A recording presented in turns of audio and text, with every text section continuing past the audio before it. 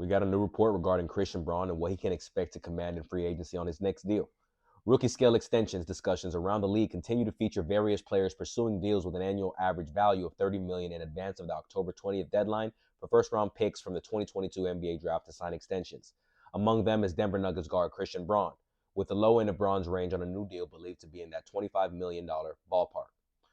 And I think the Nuggets should really consider if they're going to give him this money. I'm all for players getting their money. I don't think he's worth that because I don't think he shoots the ball well enough to warrant a contract like that. Is he a great defender? Yes. But I think he struggles to create his shot, and a lot of his game comes in transition. Is he a good defender? Can you put him on other teams' best players? Yes. But is that skill set in itself worth 25 to 30? Questionable. I would say at the most I would give him that can feel comfortable with is 25. That would be the most. 30 is not even an option. I really would, if I'm the Nuggets, I really would feel comfortable in the 20 to 25, probably on the lower end. Like if you're able to get him for a 22, 23 a year, that's perfect because I think that's around what his value was at. I don't think he's a $30 million per season player. I'm sorry. Because I think if I'm giving you that, you need to bring more to the table. You need to be able to create your own shot. You need to be a reliable scoring option as well as play defense. People label you as a 3-and-D guy, and you do not shoot the ball well enough to have that label. Have you improved? Can you improve? Of course.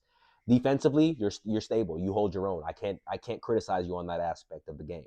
But offensively, you do have a ways to go. You can slash, you can finish above the rim, you can get out in transition where you're really good at.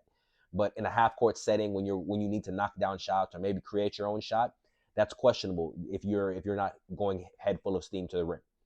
Denver's going to have some tough decisions to make because if you give him this, what are you going to give Jamal Murray? What, you're going to give him a max extension as well?